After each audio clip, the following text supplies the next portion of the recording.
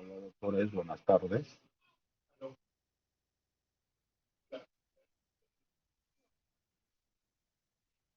¿Se escucha bien? Buenas tardes, doctor. Sí se le escucha. Ya, ¿cuántos alumnos son? Sí, doctor, somos un aproximado de 140 en total. Y ahorita tenemos 29, 30. Llegaremos a los 50 y comenzamos, ya, por lo que pasa que a las 4 yo tengo una cirugía. Ya, Sí, doctor, no se preocupe. la clase ya se está grabando, ¿ah? Así que no hay ningún problema, eso ya lo pueden descargar y bueno, ahí lo que quiero ver es probar cómo si se puede compartir o no la clase de una vez. Voy a tratar de compartirla, ¿ya?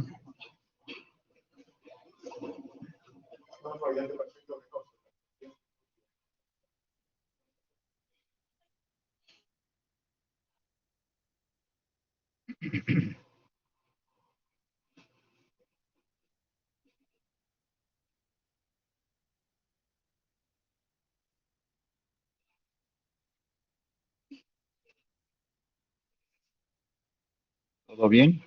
¿Ya se puede ver? Sí, doctor, sí se puede ver. Ya, correcto.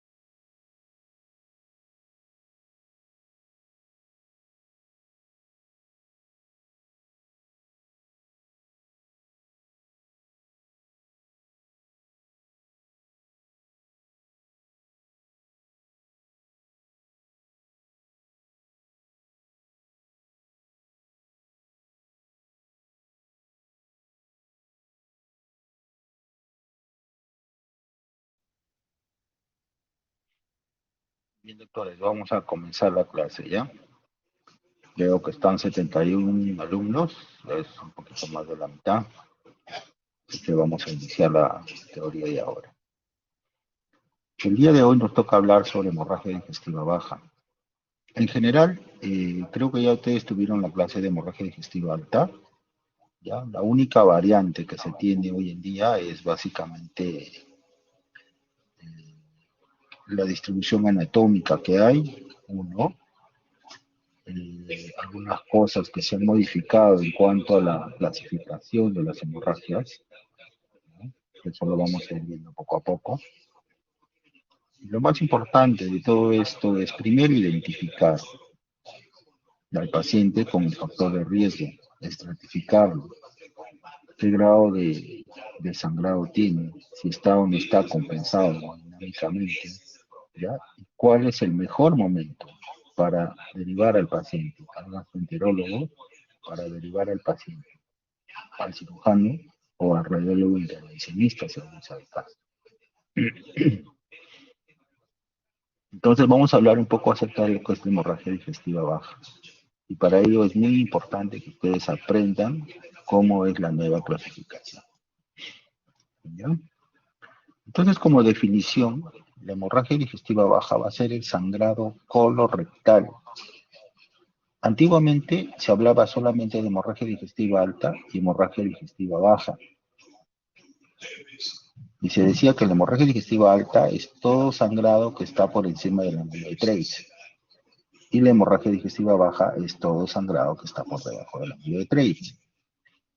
Ahora existe un nuevo equipo que nos ayuda mucho en el tratamiento, primero en el diagnóstico y en el tratamiento para hacer endoscopía terapéutica, que es el enteroscopio. El endoscopio alto nos puede llevar a ver una parte del esófago, parte del estómago, perdón, mejor todo el tipo del estómago y parte del intestino delgado, que es parte del bulbo duodenal, y podemos llegar, en el mejor de los casos, hasta una segunda o tercera porción del duodeno. La exploración del yeyuno e ilio se hace ya con un endoscopio, que es un dispositivo endoscópico que nos permite llevar, mediante una insuflación con balones, poder progresar incluso por parte de todo el intestino delgado. ¿Ya? Entonces, la clasificación y la definición de hemorragia digestiva baja es todo sangrado solamente colorectal, porque ahora distribuimos a la hemorragia digestiva alta hasta el ángulo de Treitz. Del ángulo de Treitz hasta la válvula ileocecal se llama hemorragia del intestino medio. ¿Ya? Voy a poner puntero para estar al tanto. ¿Ya? Macroscópicamente lo evidenciamos con hematoquesia o rectorragia. Y microscópicamente es importante solicitar sangre ocultonesis. Siempre que haya una sospecha de sangrado, nosotros tenemos que solicitar la sangre ocultonesis. Y aquellos pacientes que de repente por un examen de rutina descubramos que el paciente está con una anemia microcítica hipocrómica, es importantísimo solicitar sangrado ocultonesis para poder definir y hacer los exámenes correspondientes. Las causas ya de la hemorragia digestiva son muy importantes establecer. ¿Ya? Nosotros vamos a ver que hay causas en los niños, vamos a ver que existen en los adolescentes, adultos y adultos mayores de 55 años. En los niños, el divertículo de Meckel en la cabeza, ¿no? Puede haber enfermedad inflamatoria intestinal, como aquellos antecedentes que pueda tener el niño. ¿Ya? Pólipos juveniles, que es bastante frecuente en los niños, ¿no? ¿Ya? A medida que va avanzando la edad en los pacientes adolescentes, sigue siendo el divertículo de Meckel. Acuérdense que el divertículo de Meckel, si ustedes ven acá el colon, ven la válvula ileocecal, más o menos entre 40 y 50 centímetros del hilo distal, se encuentra el único real divertículo que muchas veces puede sangrar, puede confundir con una apendicitis aguda, puede confundir con una ileitis tífica también, ¿ya? Entonces es importante también considerarlo, sobre todo en niños y adolescentes. En adultos, la primera causa de sangrado definitivamente es la enfermedad diverticular del colon. Los divertículos colónicos son sacos por debilitamiento de, ¿ya?, las causas colónicas que se pueda producir, ¿no? Las tenias colónicas, acuérdense que tienen también fibras musculares. Esas fibras musculares, en cierto modo, cuando hay mucha distensión por un estreñimiento crónico con el paso de la edad, muchas veces se forman como unos saquitos diverticulares que generalmente sangran. Por suerte, casi siempre son autolimitados, pero es importante considerar. Y a medida que pasa la edad, paciente mayor de 55 años, muchas veces ya es importante también considerar la enfermedad diverticular, la isquemia intestinal en aquellos pacientes que tienen problemas con el colesterol, dislipidemias, diabéticos, hipertensos, siempre hay que considerarlos también, ¿ya? Y el cáncer y las angiodisplasias, ¿ya? En cuanto al estadio, es muy importante definir el grado, ¿ya?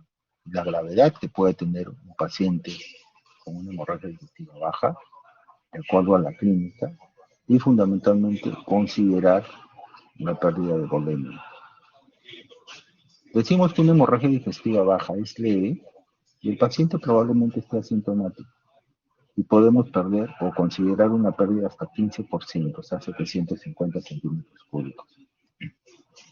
Hablamos de una hemorragia digestiva baja moderada, cuando la presión arterial sistólica baja menos de 95, la frecuencia cardíaca es mayor a 100, ¿ya? Y de todas maneras vamos a encontrar ya sintomatología del paciente en cuanto a la frialdad distal, sobre todo a nivel de los miembros superiores e inferiores, y el test de ortostatismo puede ser positivo. ¿Qué es el test de ortostatismo? Lo vamos a ver en una diapositiva especial. Y acá estamos hablando de una pérdida entre 750 centímetros cúbicos a 1,5 litros, más o menos hablamos entre el 15 y 30% del porcentaje de volumen. Una hemorragia digestiva grave, ¿no? Ya empezamos a tener mucho más baja de presión, la frecuencia cardíaca sube más, ya hay sudoración profusa, test de ortostatismo netamente o francamente positivo, y acá vamos a hablar de una pérdida de 30 a 40% de la volumen. Y una hemorragia digestiva masiva, ¿no? Ya cuando la presión arterial sistólica es menos de 80, la frecuencia cardíaca está más de 140, probablemente el paciente esté en shock, ¿no? Ya no se le encuentre la presión arterial. Acá va a ver ya el paciente está confuso, letárgico, ya no vamos a poder hacer el ortostatismo porque el paciente ya está con trastorno del sensor. Acá estamos hablando de una pérdida de más del 40%, o sea, más de 2 litros de pérdida de sangre. Yo estratifico, ya, estratifico a mi paciente en cuanto al grado de gravedad del, digamos, de la hemorragia digestiva. Y lo que tengo que hacer acá, en primer lugar, evaluar el estado hemodinámico del paciente, ¿no? Estratificar el riesgo con antecedentes, comorbilidades y edad, y hacer el tacto rectal. Este procedimiento muy pocas veces lo realizamos nosotros. Entonces es importantísimo, ¿ya? Considerar hacer un tacto rectal, ¿ya? Perdón, ya. Ver los antecedentes que tiene mi paciente, ¿no? Si es un paciente diabético, hipertenso, entonces tengo que considerar también las etiologías que me puedan condicionar.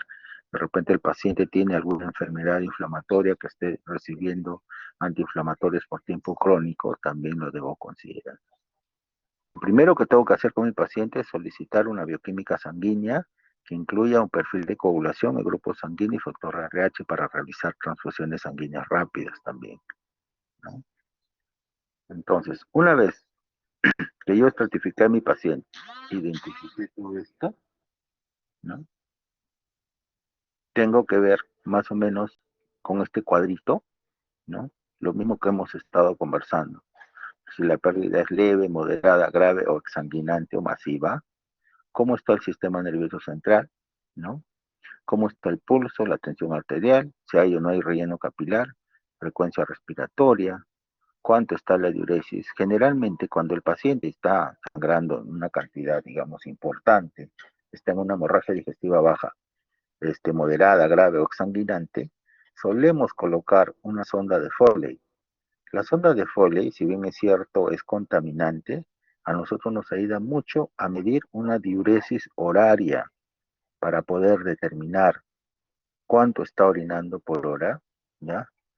Para poder definir bien, ¿ya? El manejo hemodinámico de mi paciente, ¿ya? Los valores de hematocrítico también son importantes considerarlos, ¿ya? ¿No? Los valores de hemoglobina, ¿ya? ¿Y qué es lo que normalmente repongo? Si es, por ejemplo, una hemorragia digestiva baja, ¿ya?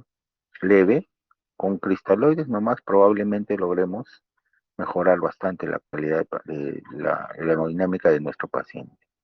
Vean ustedes, cuando por ejemplo es una enfermedad exsanguinante o una hemorragia digestiva exsanguinante, tengo que poner cristaloides y también poner sangre.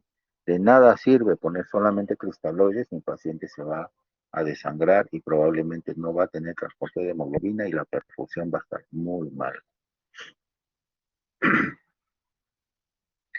Dentro de los tips que yo pueda ver con mi paciente, ¿ya?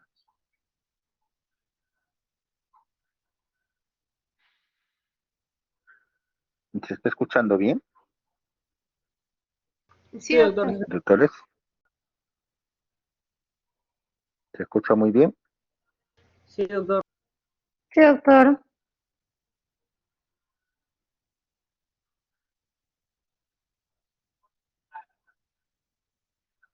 Ya. Entonces, si se está escuchando bien, voy a ir un ratito acá a la imagen. Ya. Es muy importante que ya comencemos con una buena hidratación. Para ello, el diagnóstico es fundamental. Primero, el cuadro clínico, ¿no? Ver si hay hematoquesia e inestabilidad hemodinámica. Lo que nosotros tenemos que pensar también cuando hay hematoquesia es que se trate de una hemorragia digestiva alta masiva. Para ello, lo importante es a veces colocar una sonda nasogástrica y realizar un lavado gástrico y dejar a gravedad. Y también nos va a ayudar para una buena preparación del colon.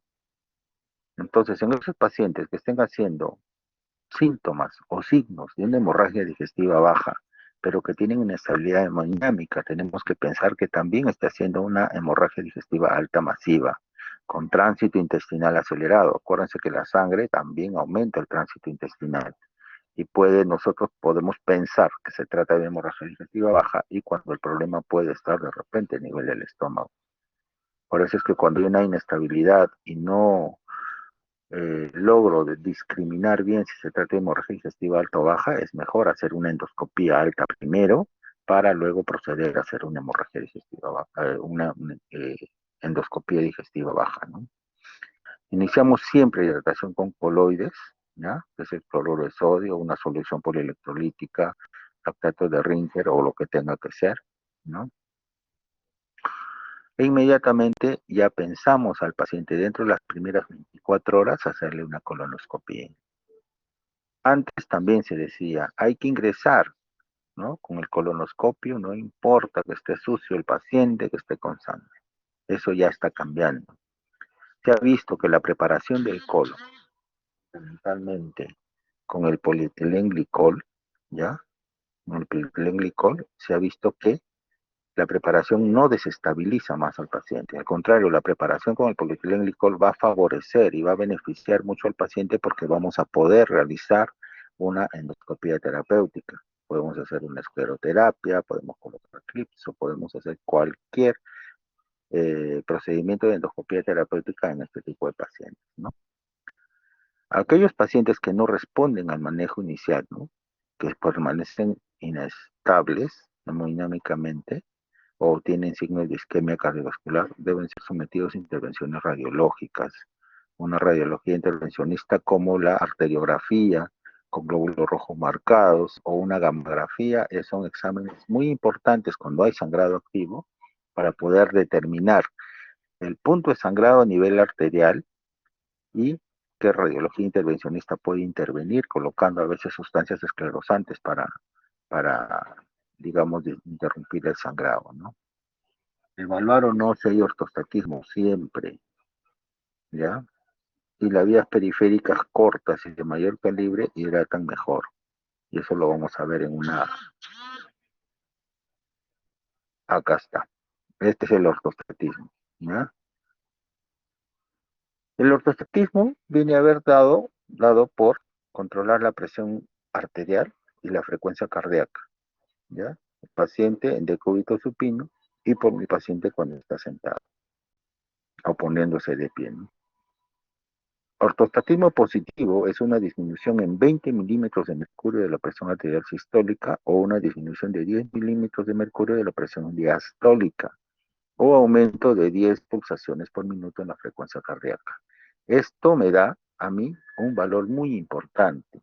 Me dice que el paciente está probablemente con sangrado activo. Entonces yo tengo que intervenir lo más pronto posible. No estoy esperando hacerle un control a mi paciente, ¿ya? De repente hacerle un control de hematocrito a las 6 horas para ver si ha bajado o no. Basta con clínicamente tener ortostatismo positivo para yo decir mi paciente está hemodinámicamente inestable. Continuemos con los cristaloides o de repente coloides o de repente sangre, dependiendo del grado de sangrado, para que el paciente esté hemodinámicamente estable y sea intervenido endoscópicamente, ¿no? Vean ustedes en esta diapositiva, ¿no? Los colores. Estos colores están estandarizados a nivel internacional y esto no es otra cosa más que la estandarización para ver los catéteres en cuanto al calibre, ¿ya? Y en cuanto a la cantidad de fluido que yo puedo pasar por litros por hora. Vean ustedes, los naranjas, su calibre bastante grueso, y a medida que va cambiando de color, en el amarillo, por ejemplo, ven el calibre 24, ¿no? Cuyo flujo aproximado por hora, hablando solamente de los cristaloides, por ejemplo, con el calibre bien delgadito podemos pasar 0.8 litros por hora. A diferencia, por ejemplo, de un catéter verde, que es el de 18, podemos pasar hasta 6.1 litros por hora. Esto es para hacer unas reanimaciones rápidas. Por eso les decía, cuanto más grueso es el calibre, cuanto más diámetro tiene el calibre y más corto es, digamos, la resucitación va a ser mucho más rápida. Pero ojo, tenemos que tener cuidado con esto también. No todos los pacientes van a tener la misma tolerancia a la hidratación. Pacientes ancianos es mejor colocarles una línea central para evitar hacerles un edema agudo de pulmón cuando los sobrehidratemos, ¿no? El paciente siempre tiene que ser contabilizado y monitorizado con una presión venosa central para evitar lo que coloquialmente conocemos como encharcar, ¿no? O sea, llenarle con exceso de líquido porque puede ser un edema de pulmón muy severo, ¿no?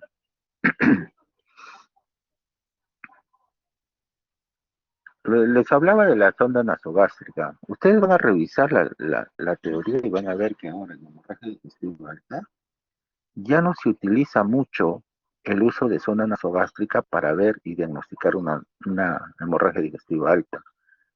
Cuando hay una hemorragia digestiva baja, sí está indicada la sonda nasogástrica por doble causa. Una, para poder confirmar de repente ante una sospecha de una hemorragia digestiva alta, y la otra es para preparar al paciente. Le podemos hacer una gastroclisis con polietilenglicol, que es un disacárido no absorbible, para pasarle y poder limpiar bien el colon en el transcurso de las primeras 24 horas para hacer una colonoscopía satisfactoria, ¿ya? Generalmente se ponen de 12 a 20 French, ¿no? La de tipo Levin es que tiene más orificios para poder hacer un lavado adecuado. El manejo especializado ya implica hacer la colonoscopia dentro de las 24 horas con preparación con 4 a 6 litros de polietilenglicol por posible terapia endoscópica, ¿ya? Entonces no se olvide al paciente con hemorragia digestiva baja masiva tengo que prepararlo para poder hacer una buena terapia endoscópica. Ya sáquense de la cabeza que el paciente con una hemorragia digestiva le hago la colonoscopia así tal como esté, ¿no? Para poder solucionar el tema. No vamos a solucionar nada cuando el colon está sucio. ¿Ya? El paciente debe ingresar a sala de endoscopia con una hemoglobina mayor a 7 gramos por decilitro. Ahora, si el paciente tiene alguna comorbilidad, es diabético, cardiópata o riesgo alto, será hasta 9 gramos por decilitro, por el riesgo a hacer una isquemia miocardio. Y en pacientes con hematoquesia y ortostatismo y de descompensación hemodinámica, ya lo hemos hablado, ¿no? Se debe realizar endoscopia alta para descartar cualquier sangrado proveniente de el tracto gastrointestinal superior. Una vez que nosotros tenemos al paciente hemodinámicamente estable, ¿ya? Tenemos que considerar primero hacer la colonoscopia. En este caso, por ejemplo, tenemos 4 imágenes, ¿no? La primera de la izquierda, ¿ya? De la parte superior, me está condicionando, ¿ya? A ver. ¿Hemos estado viendo todas las diapositivas o me ha estado pasando? No, no me está pasando, doctor. Doctor, se quedó en la diapositiva de la circunferencia, donde nos hablaba. Ajá. Diapositiva número Ya se 6, quedó en tips. o 7, 7. Entonces acá vamos a repetir un poquito lo que pasa que no sé qué pasó acá, que se congeló la imagen de la computadora y ya. Este es el ortostatismo, ya, lo que yo les explicaba, es importantísimo que ustedes clínicamente puedan evaluar la presión arterial y la frecuencia cardíaca, paciente que esté en decúbito supino y paciente en de pie. Y una variación en la frecuencia cardíaca o la presión arterial, tal como dice la imagen, me indicaría a mí que estamos con un tema de una hemorragia digestiva activa, ¿no? Esto es lo que les decía, les hablaba yo de los colores que se han estandarizado para los diferentes tipos de catéteres, ¿no? Ustedes ven, por ejemplo, ¿ya? El catéter amarillo, ¿ya? Va de alguna manera medirme el calibre o el volumen en el fundir de 0.8 litros por hora. A diferencia de un catéter naranja, por ejemplo, puedo pasar hasta 16.2 litros por hora, ¿ya? Y la reanimación tiene que ser bastante intensa, a no ser que el paciente tenga algún tipo de comorbilidad y se pueda descompensar por un exceso de... Cuando hay un paciente que tiene comorbilidad, un paciente geriatra, ¿ya? O bastante desnutrido y venido a menos, es importante mejor colocarle una vía central para poder monitorizar los fluidos que le voy a poder ingresar al paciente. ¿Colocar sonda nasogástrica en un paciente con hemorragia digestiva baja? Sí. Dos objetivos. Uno, ver si está sangrando del tracto digestivo superior. Y la otra es para facilitar una buena preparación por gastroclisis con el polietilenglicol. ¿Ya? Yo les decía también que la colonoscopia debe ser hecha dentro de las primeras 24 horas, ¿no? En la preparación del polietilenglicol, que es un disacárido no absorbible, ¿ya? Y el paciente debe ingresar a sala de endoscopia con una hemoglobina mayor a 7 gramos por decilitro, y si es cardiópata, diabético o tiene alto riesgo, debemos aumentar a 9 gramos por decilitro, ¿ya? En pacientes con hematoquesia y ortostatismo, ya les había dicho, es mejor hacer una endoscopia alta para descartar el punto de sangrado a nivel del tracto gastrointestinal superior, ¿ya?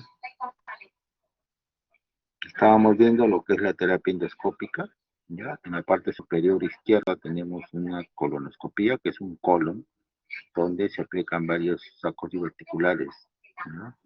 Uno de ellos sangrante, y acá se está procediendo a colocar un clip hemostático, ¿ya? Para, digamos, contener la hemorragia. Y es a veces mucho más que suficiente que llevar al paciente a cirugía o radiología intervencionista, ¿no?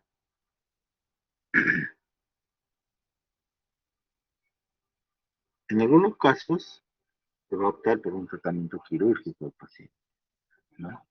La hemorragia, cuando la hemorragia es masiva y no la puedo controlar, si hay un sangrado persistente que requiera más de 4 o 6 unidades de sangre en 24 horas. Este es un criterio muy importante, porque muchas veces el cirujano dice, no, pero sigan pasándole sangre, nosotros ya vamos a ver a qué le entramos, y eso no puede ser así. Por protocolo de unas 4 o 6 unidades de sangre en 24 horas ya requiere una evaluación de, del cirujano, ¿no? A una persistencia de hemorragia durante 72 horas también es muy importante considerar el tratamiento quirúrgico. O una recidiva grave en los 7 días siguientes a la limitación del sangrado, ¿no?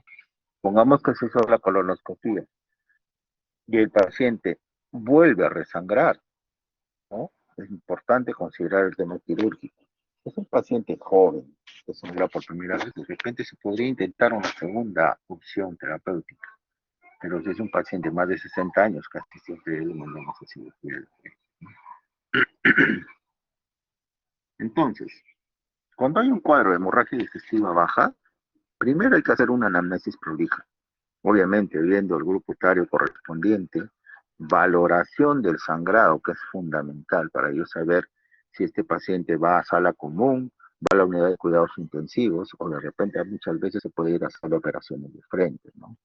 El manejo inicial siempre tiene que ser la resucitación, ¿no? La resucitación va a implicar primero pasar cristaloides, porque los vasos están colapsados. Una vez que de repente tenemos alguna respuesta a los cristaloides, pasamos a los coloides y también en muchos casos, cuando sobre todo el sangrado es grave, debemos pensar en pasarle sangre al paciente, ¿no? Interconsulta al gastroenterólogo lo tienen que hacer siempre y cuando ya se ha estabilizado al paciente, ¿no? Llamar al cirujano, al radiólogo intervencionista también para poder verlo.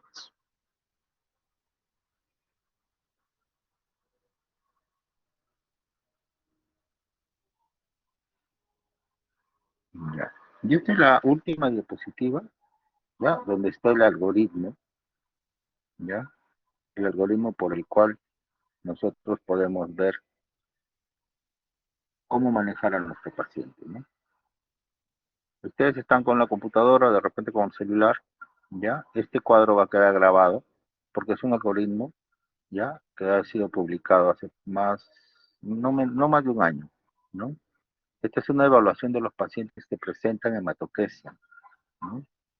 Aquellos están excluidos todos los que tienen sangrado rectal o mínimo, ¿no?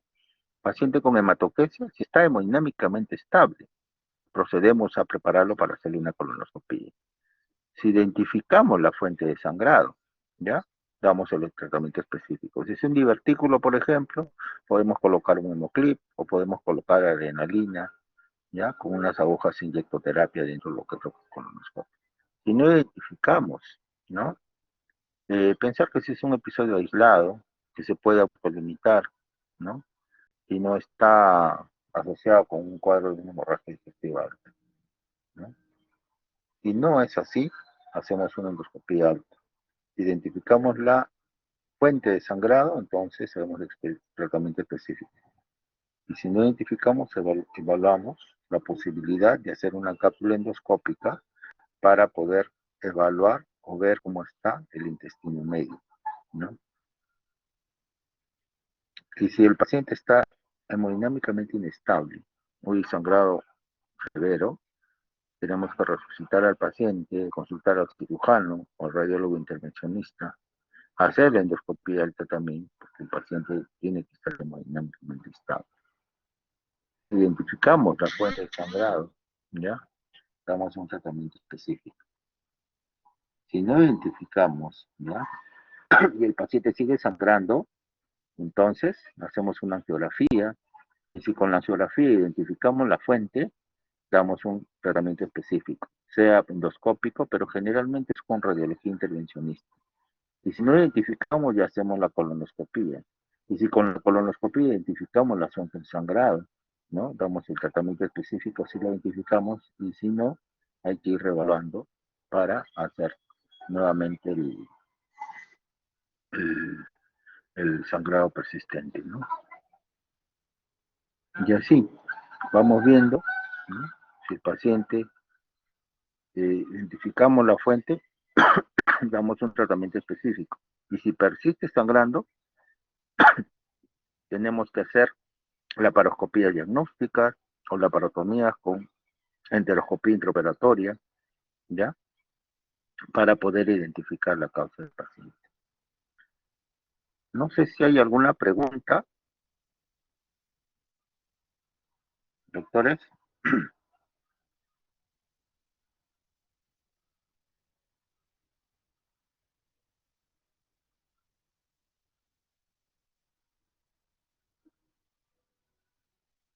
¿Alguna pregunta adicional?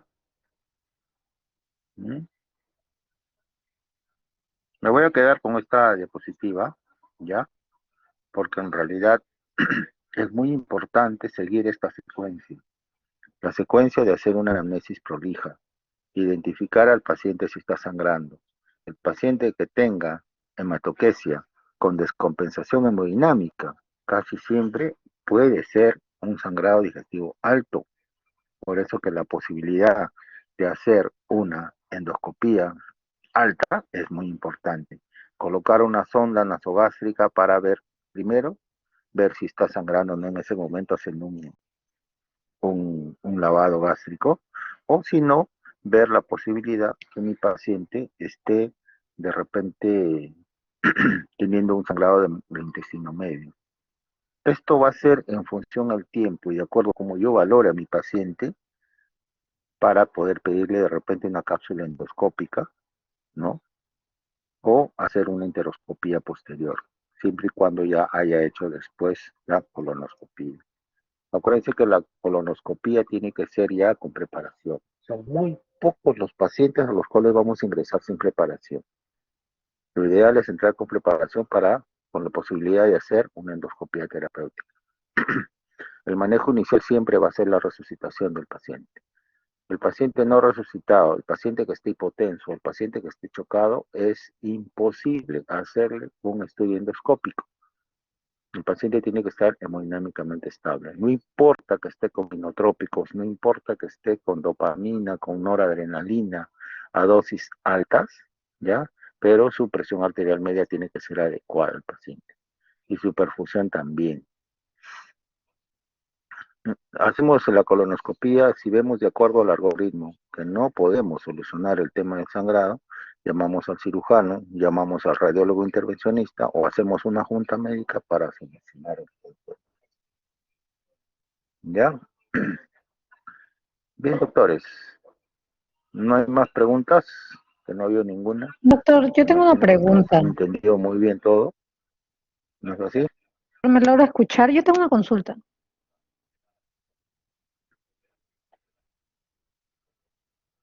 Ya. Sí, doctor, es acerca de lo que usted mencionó de la radiología intervencionista. No logré entenderle muy bien. ¿En qué momento nosotros podríamos llamar a un radiólogo intervencionista para poder, atender al paciente? Voy a buscar a ver.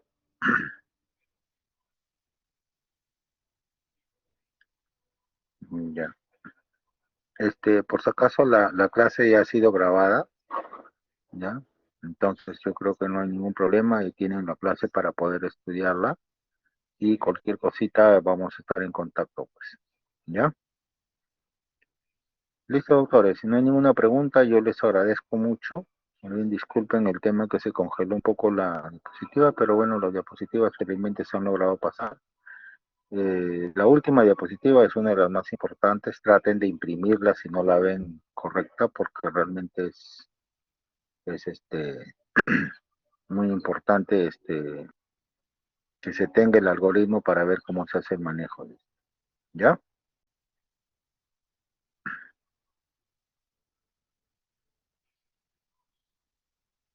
Listo, doctores. ¿Ya? Yo creo que eso sería todo y vamos a a estar a la siguiente, atentos a la siguiente teoría que vamos a dictar, pues, ¿ya? Muchas gracias.